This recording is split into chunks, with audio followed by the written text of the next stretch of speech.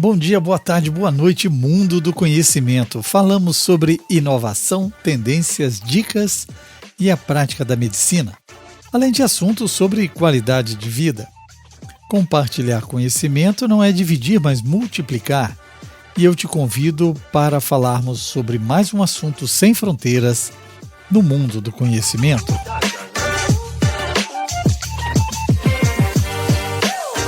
Medicina do conhecimento é ciência e informação a qualquer momento, em todo lugar. Eu sou Pablo Guzmão, anestesiador, host desse episódio. Por aqui desvendamos os mistérios da medicina de um jeito que você entenda e se interesse. Somos um ecossistema digital em anestesia e medicina perioperatória desde 2005. Faz tempo. Muito orgulho de ser o primeiro podcast dedicado à anestesia. O nosso primeiro episódio foi ao ar em 22 de dezembro de 2015. Você pode escutá-lo aqui mesmo nesse agregador de podcast que nos ouve. E hoje estamos juntos nesse episódio 169, em um novo formato. Segue um resumo da diretriz de 2025 embasado por consenso juntando várias sociedades mundiais, liderada pelo autor Sunil Hall e colaboradores, que aborda o manejo da síndrome coronariana aguda, incluindo a elevação do segmento ST do infarto do miocárdio e a síndrome coronariana aguda sem elevação do segmento ST. O documento aprovado no final de 2024 estabelece recomendações clínicas baseadas em evidências para o diagnóstico, tratamento farmacológico com antiagregantes plaquetários e estatinas e estratégias de revascularização. A diretriz foca no manejo agudo da síndrome coronariana aguda, detalhando protocolos como a rápida aquisição de eletrocardiograma e o tempo-alvo para a intervenção coronariana percutânea. E inclui sessões sobre o manejo de complicações como choque cardiogênico e arritmias, assim como a prevenção secundária pós-alta. O resumo tem a nossa curadoria e foi gerado por IA Generativa, publicada em texto e áudio no blog do anestesiador. Eu queria te dizer que lá você encontra resumos diários em texto, áudio e agora também em vídeo sobre os melhores artigos em medicina perioperatória. Se você quiser ser um early adopter, vamos juntos? Olá, chegou a hora de mais uma análise aprofundada aqui no nosso espaço. Hoje o foco é quente, a gente vai conversar sobre uma diretriz clínica novinha em folha e super importante sobre síndromes coronarianas agudas, as famosas SCA. A nossa fonte é de peso, hein? A diretriz de 2025 do ACC AHA CEPNA AM CPS KI para o manejo de pacientes com síndromes coronarianas agudas. É um trabalhão conjunto de gigantes como a American College of Cardiology, American Heart Association e outras sociedades-chave de emergência pré-hospitalar e cardiologia intervencionista. Então, qual a nossa missão hoje? Vamos empacotar isso. O plano é extrair o néctar, sabe? Os pontos essenciais e o que realmente muda na prática com essa diretriz. Ideal para quem participa de grupos de discussão e quer estar, assim, afiado nas últimas recomendações. Vamos mergulhar nos detalhes cruciais. Exatamente. E é bom começar lembrando por que essas diretrizes são tão relevantes, né? Desde lá dos anos 80, o ACC, a AHA e os colaboradores vêm fazendo esse trabalho de ponte. Eles pegam o melhor da ciência cardiovascular e, transformam em recomendações práticas para o nosso dia a dia. E imagino que o processo para criar um documento desses seja bem rigoroso, né? Com certeza, nossa, muito. Envolve uma revisão sistemática e bem criteriosa das evidências disponíveis. Para questões mais quentes, eles até fazem revisões sistemáticas dedicadas. Você vai ver lá marcadas com SR no texto. Ah, interessante. E tem uma política super estrita sobre relações com a indústria para evitar qualquer viés, né? E claro, passa por múltiplas rodadas de revisão por outros especialistas. Um detalhe legal é o formato modular, que eles chamam de Knowledge Trunks, tipo pedaços de conhecimento, que facilita bastante a consulta rápida. Faz sentido, facilita mesmo. E qual é o grande objetivo, assim, a pergunta central que essa diretriz de 2025 tenta responder? Basicamente, Fornecer um guia atualizado, né, baseado nas melhores evidências, para cuidar de pacientes com suspeita ou diagnóstico de SCA. O foco principal acaba sendo o infarto agudo do miocárdio, o IM, sabe? Especialmente o tipo 1, que é aquele causado pela ruptura de uma placa de gordura na artéria do coração, a causa aterotrombótica, a mais comum. E o que é fascinante aqui é como ela se encaixa no cenário maior. Ela atualiza recomendações específicas, como, por exemplo, sobre a duração da terapia antiplaquetária dupla, a famosa DAPT, né? E complementa outras diretrizes importantes, como a de revascularização de 2021. E o tema é crítico. Mesmo com a mortalidade por infarto caindo, a gente ainda fala de centenas de milhares de casos por ano só nos Estados Unidos, com um custo, gigantesco. É um impacto enorme. E a diretriz também toca num ponto sensível que você mencionou: as disparidades no tratamento e nos resultados, certo? Toca sim, e com destaque. Acho muito importante isso. Há um reconhecimento claro de que existem diferenças importantes ligadas à raça e sexo. Por exemplo, homens negros têm maior incidência de infarto. Sério? E mulheres, por outro lado, podem ter apresentações um pouco diferentes, sabe? Às vezes com sintomas que não são aquela dor no peito clássica, o que pode, claro, atrasar o diagnóstico. Elas também tendem a infartar mais tarde, já com mais fatores de risco acumulados. Entender e tentar corrigir essas disparidades é um ponto-chave que a diretriz levanta. Entendido. Nossa, muito relevante. Agora, vamos ao que interessa para a prática, né? Aqui é onde fica realmente interessante. Quais são os grandes destaques, as recomendações que a gente precisa ter na ponta da língua? Começando pela porta de entrada, a avaliação inicial. Como fica? Olha, aqui a palavra de ordem é velocidade, sabe? A recomendação classe 1, ou seja, forte mesmo, é fazer e interpretar um eletrocardiograma ECG de 12 derivações em até 10 minutos do primeiro contato médico. Seja na ambulância, seja na emergência, tem que ser rápido. 10 minutos é um alvo apertado. É assim, e se esse primeiro ECG não mata a charada, mas a suspeita clínica é alta, bom, aí tem que repetir o exame, fazer ECGs seriados. Certo. E quanto aos exames de sangue, as enzimas cardíacas, a troponina? A troponina cardíaca, que a gente chama de CTN, é fundamental. A recomendação é colher o mais rápido possível e a preferência clara também, classe 1, é usar os ensaios de alta sensibilidade, a HS-CTN. Ah, a ultrassensível, claro. Isso, exato. Porque eles são mais rápidos e mais precisos, né? Se o primeiro resultado não for diagnóstico, a repetição é chave, em 1 a 2 horas com a ultrassensível ou 3 a 6 horas com a convencional. Isso ajuda a confirmar ou descartar o infarto bem mais cedo. Essa agilidade no diagnóstico com SG e troponina ultrassensível realmente muda o jogo no pronto-socorro, né? E imagino que a medicação inicial também precise ser rápida, certo? Como ficam os antiplaquetários? Com certeza. A aspirina continua sendo a base, classe 1, dá uma dose de ataque 162 a 325 miligramas, sem ser revestida e, se possível, mastigada assim que possível, assim que der. Depois segue com dose baixa de manutenção, o AS clássico. Exato, mas a aspirina sozinha não basta na maioria dos casos de SCA, né? É preciso adicionar um segundo antiplaquetário, um inibidor do receptor P2Y12. É a DAPT, a famosa terapia antiplaquetária dupla. E a escolha desse segundo agente, o inibidor P2Y12, tem alguma preferência? Parece que sempre há um debate entre clopidogrel, prasugrel, ticagrelor, qual usar. Exato, e a diretriz orienta bem essa escolha. A decisão depende muito do cenário, sabe? O paciente vai para cateterismo, qual o risco de sangramento dele? Isso é crucial. Para quem vai fazer angioplastia, a ICP, e não tem risco alto de sangrar, a preferência, classe 1, é pelos agentes mais potentes, prasugrel ou ticagrelor, em vez do clopidogrel. Ah, então a preferência é pelos mais novos e potentes nesse caso. É, porque eles mostraram reduzir mais eventos, como morte, novo infarto ou AVC nesses pacientes. Mas Sempre tem um mas. Sempre tem, né? O que é fascinante é que é justamente esse balanço, sabe? Entre reduzir eventos isquêmicos e aumentar o risco de sangramento.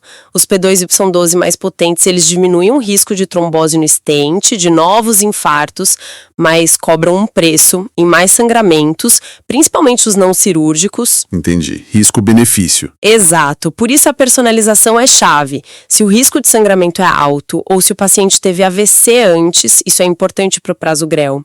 Ou se ele recebeu o trombolítico, aí o clopidogrel continua sendo a escolha principal, classe 1.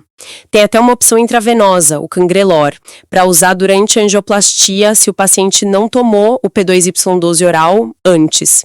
Mas é um cenário mais específico. Essa personalização da DAPT é um tema recorrente mesmo. E falando em medicações essenciais, como fica o manejo dos lípidos, do colesterol? Parece que a diretriz está ainda mais incisiva. Tá sim, e com motivo. O risco de um novo evento depois de um infarto é muito, muito alto. Por isso, a recomendação classe 1 é clara. Iniciar a estatina de alta intensidade para todo mundo com SK.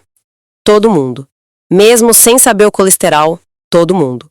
O mais cedo possível, muitas vezes já no hospital, sem nem esperar o resultado do colesterol, a ideia é começar logo. E mais, já se considera razoável, uma recomendação classe 2A, começar a ezetimiba junto com a estatina em alguns casos, já de cara. Nossa.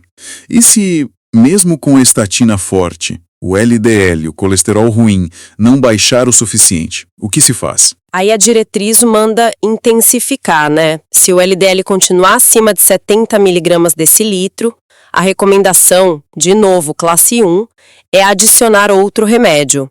Pode ser a ezetimiba, se já não estiver usando, claro, ou um inibidor da PCSK9, ácido bempedóico ou até o inclisiran, que é mais novo.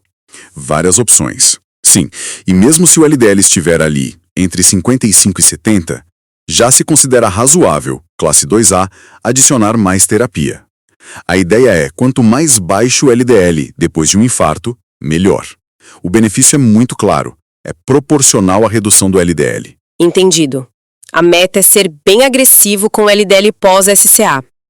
Agora mudando um pouco o foco. A revascularização, né? Abrir a artéria entupida. No infarto com o supra, o IAMI-CST, a angioplastia primária continua sendo a rainha. Continua assim, a ICP primária, que é a angioplastia com stent, é a estratégia preferida, classe 1, desde que feita rapidamente, claro. Qual o tempo ideal? O alvo ideal é ter a artéria aberta em menos de 90 minutos do primeiro contato médico, se o hospital tem capacidade para fazer angioplastia. Se precisar transferir o paciente de outro hospital, esse tempo se estende para até 120 minutos, o famoso porta-balão. Certo. 90 ou 120 minutos? E se não der tempo para angioplastia? Se o paciente está num lugar mais afastado, sem acesso rápido a um centro com hemodinâmica? Aí entra o plano B, que é a terapia fibrinolítica, o trombolítico, também classe 1. Se o tempo estimado para conseguir fazer angioplastia for maior que esses 120 minutos e os sintomas começaram há menos de 12 horas, o trombolítico é a indicação. Claro, se não houver contraindicação. Mas aí resolveu e pronto? Não acaba aí. Depois do trombolítico, o ideal é transferir o paciente para um centro com capacidade de fazer cateterismo, para realizar o exame entre 2 e 24 horas depois. É a chamada estratégia fármaco-invasiva. Entendi. Faz o trombolítico e depois o cateterismo de qualquer forma. Isso, na maioria dos casos. É uma estratégia combinada. Ok, essa logística da fármaco-invasiva é um desafio, mas importante. E para o outro tipo de infarto, o sem supra, o IAMSST. Qual a abordagem? É sempre cateterismo também? Que a decisão é um pouco mais estratificada, sabe? Para pacientes considerados de risco intermediário ou alto, a recomendação, classe 1, é sim fazer uma estratégia invasiva.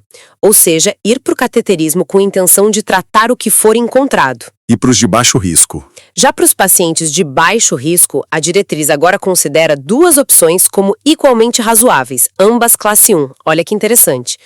Ou fazer o cateterismo de rotina, como se fazia antes para quase todo mundo, ou fazer uma abordagem mais seletiva. Seletiva como? Baseada em testes não invasivos adicionais para ver se o cateterismo é mesmo necessário naquele paciente de baixo risco. A chave aqui é usar bem os scores de risco, né, como o GRACE ou o TIMI, para ajudar nessa decisão. Pacientes muito instáveis, com dor que não melhora, pressão caindo, arritmias graves, esses precisam ir para o cateterismo imediatamente, idealmente menos de 2 horas. Urgência máxima. Total. E para os de alto risco que estão estáveis, um cateterismo precoce dentro de 24 horas é considerado razoável, classe 2A. Interessante essa opção mais seletiva para baixo risco no Sensupra. Abre um caminho diferente. E um detalhe técnico que sempre gera discussão. Por onde fazer o cateterismo? Braço ou perna? Radial ou femoral? Essa é uma boa pergunta. A diretriz reforça, e bem forte, a preferência pelo acesso radial, pelo punho. É classe 1. Pelo braço é melhor, então? Sim. Os estudos acumulados mostram que, na SCA, fazer o procedimento pelo braço está associado a menos mortalidade, menos sangramento e menos complicações no local da punção, comparado ao acesso pela virilha, o femoral. É uma mudança de prática que se consolidou bastante nos últimos anos. Isso impacta bastante a recuperação do paciente também, né? Menos complicação local, levanta mais cedo. Sem dúvida. Agora, entrando em cenários mais críticos, e o choque cardiogênico, quando o coração falha como bomba depois do infarto? Situação gravíssima. Pois é, o que fazer? Nessa situação, a prioridade absoluta é abrir a artéria culpada pelo infarto o mais rápido possível, seja com angioplastia ou, mais raramente, com cirurgia de ponte de safena de emergência. Isso é classe 1.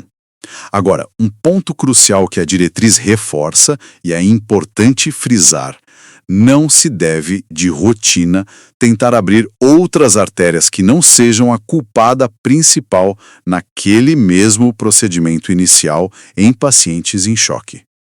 A tratar só a artéria culpada no choque. No procedimento índice, sim, tentar tratar tudo de uma vez no paciente em choque mostrou ser prejudicial. É classe 3, dano. Tem que focar na artéria culpada para restaurar o fluxo o quanto antes. E quanto àqueles dispositivos de assistência, tipo o balão intra-aórtico ou bombas como o Impella, ajudam nesses casos? Olha, aqui a diretriz é bem cautelosa. O uso rotineiro do balão intra-aórtico, o BA, ou da ECMO veno-arterial não é recomendado. É classe 3, sem benefício. Os estudos grandes não mostraram melhora na sobrevida. Então, não usar de rotina. Não de rotina. Já as bombas de fluxo microaxial, tipo Impella, elas podem ser consideradas. É uma classe 2B, ou seja, pode ser razoável, mas em pacientes muito selecionados. Que tipo de paciente? Seguindo critérios parecidos com os do estudo Danger-Shock, por exemplo. Choque que persiste apesar das drogas, mas excluindo o paciente já em coma ou com falência grave do ventrículo direito. Mesmo assim, é preciso pesar bem os riscos, que não são pequenos. Incluem sangramento, problemas na perna onde o dispositivo é inserido. Definitivamente não é para todo mundo. É uma ferramenta de exceção. Entendi. O suporte mecânico é uma ferramenta bem específica para casos selecionados mesmo. Para fechar esse bloco de recomendações-chave, o que a diretriz fala sobre a auto-hospitalar e a prevenção para o resto da vida? A prevenção secundária. Fundamental, né? A prevenção secundária é tão importante quanto o tratamento agudo. Adapte a terapia antiplaquetária dupla. Geralmente deve ser mantida por pelo menos 12 meses, se o risco de sangramento do paciente não for proibitivo. Isso é classe 1. 12 meses de DAPT é o padrão, então? É o padrão geral. Mas tem novidade aqui também para reduzir sangramento. Uma delas, agora com recomendação forte, classe 1. É considerar tirar a aspirina depois de 1 a 3 meses de DAPT pós-angioplastia e manter só o ticagrelor, por exemplo, por até 1 ano. É uma estratégia de monoterapia com P2Y12 depois de um curto período de DAPT. Essa da monoterapia com ticagrelor é uma mudança interessante para quem tem mais risco de sangrar, né? Exatamente. Visa equilibrar a proteção contra a trombose com o risco de sangramento. E os lípidos? Imagino que tem que continuar de olho.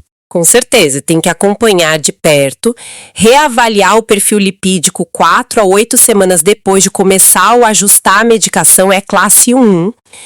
E não podemos esquecer da reabilitação cardíaca, RC. Ah, reabilitação. Essencial. Fundamental. E encaminhar o paciente para um programa de RC é classe 1. E agora a diretriz também apoia, o que é ótimo, os programas domiciliares ou híbridos como alternativa para quem tem dificuldade de ir até o centro. Isso aumenta o acesso. Se a gente conectar isso ao quadro geral, a tendência é clara, né? É uma medicina cada vez mais personalizada. Avaliar o risco de sangramento de cada paciente usando scores como ARCIA-HBR para definir a duração ideal da DAPT é um exemplo claro disso. A agressividade no controle do LDL é outro. E tudo isso depende de sistemas de cuidado bem organizados, desde a ambulância até o segmento ambulatorial e do trabalho em equipe, o famoso Heart Team, para discutir os casos mais complexos, com múltiplas artérias doentes ou complicações. Perfeito. Cobrimos os pontos principais, acho que deu para ter uma boa visão. Mas toda diretriz também reconhece onde ainda faltam respostas, né? Quais as limitações e os próximos passos que a diretriz aponta, onde a gente precisa pesquisar mais? Sim, com certeza. A seção sobre lacunas e direções futuras é essencial para isso. Ela mostra onde a ciência ainda precisa avançar. Por exemplo, como usar melhor os scores de risco, não só para prever o risco, mas para realmente decidir o tratamento. Ainda falta um pouco disso. Entendi. Usar o score para guiar a terapia mesmo. Exato. Outro ponto é o manejo ideal de quem sofreu parada cardíaca junto com o infarto, especialmente se está em coma, ou de quem chega muito tempo depois do início dos sintomas. Sabe, o IAM-CST de apresentação tardia, mais de 12, 24 horas, ainda tem pontos em aberto aí. Outras áreas críticas são refinar a seleção de pacientes e o timing para o suporte circulatório mecânico no choque, que a gente falou que é para poucos, e entender melhor a transição da fase aguda, da ICKA, para a doença crônica, e quando a gente pode começar a descalonar as terapias, tirar remédio. Ah, isso é importante. Quando tirar o pé do acelerador? Pois é. Comparar de vez a eficácia da reabilitação cardíaca em casa versus no centro e confirmar o papel de novas drogas que parecem promissoras, como os agonistas do GLP-1, que estão em alta por outras coisas, ou a colchicina no pós-infarto. Precisa de mais estudo. Muita coisa para pesquisar ainda, realmente. Então, para a gente amarrar tudo, a mensagem central desta diretriz de 2025 é que o manejo da SVA exige, agilidade no diagnóstico e na reperfusão, um tratamento cada vez mais personalizado, principalmente com os antiplaquetários e os remédios para colesterol, e um foco contínuo e muito robusto na prevenção secundária. É isso. Exatamente, é um pacote completo. E isso levanta uma questão importante para a gente pensar, né? Talvez para o pessoal que está ouvindo refletir. Com tantas opções terapêuticas, tantos scores de risco diferentes, recomendações cada vez mais detalhadas, como que os sistemas de saúde podem realmente incorporar tudo isso na prática diária? No dia a dia corrido da emergência, da UTI, do consultório. É um desafio enorme. Como a gente pode usar a tecnologia, talvez com ferramentas de suporte à decisão integradas ao prontuário eletrônico, para garantir que cada paciente receba o tratamento ideal para o seu perfil específico. Como diminuir aquela distância que, infelizmente, às vezes existe entre o que a ciência recomenda e o que de fato acontece na beira do leito. Uma reflexão final excelente e muito pertinente. Como garantir que essa ciência toda, essa personalização, chegue de fato a todos os pacientes que precisam? Fica aí a provocação. E com isso, a gente fecha nossa análise aprofundada da nova diretriz de ECA. Muito obrigado pela companhia e pelas explicações. Eu que agradeço o convite, foi ótimo conversar sobre isso. Chegamos ao final de mais um episódio do nosso podcast Medicina do Conhecimento. Espero que este conteúdo tenha sido tão inspirador quanto foi para mim. Se você gostou, compartilhe esse episódio com seus colegas. Deixe seu comentário e suas sugestões. A sua participação é fundamental para continuarmos expandindo o conhecimento. Eu quero que você se torne um assinante VIP do blog do Anestesiador e siga conosco. Me manda uma mensagem no Instagram @medconhecimento, que eu te ofereço um mês gratuito para você experimentar o acesso ao grupo VIP. Aí vai lá também na nossa rádio web pelo www.medicinadoconhecimento.com.br e ouça ciência e informação a qualquer momento e em todo lugar. Para o nosso podcast, você escolhe a sua plataforma agregadora de podcast: Spotify, Deezer, Apple Podcasts, SoundCloud, YouTube Music. Você pode pedir até a sua Alexa, basta dizer: Alexa, toca Medicina do Conhecimento. É muito importante o seu feedback. Mande sua pergunta e seu comentário para participar do próximo tema.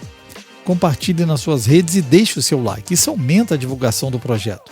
Fique ligado nas redes sociais Twitter, Facebook e Instagram, Medicina do Conhecimento. Afinal, compartilhar é multiplicar.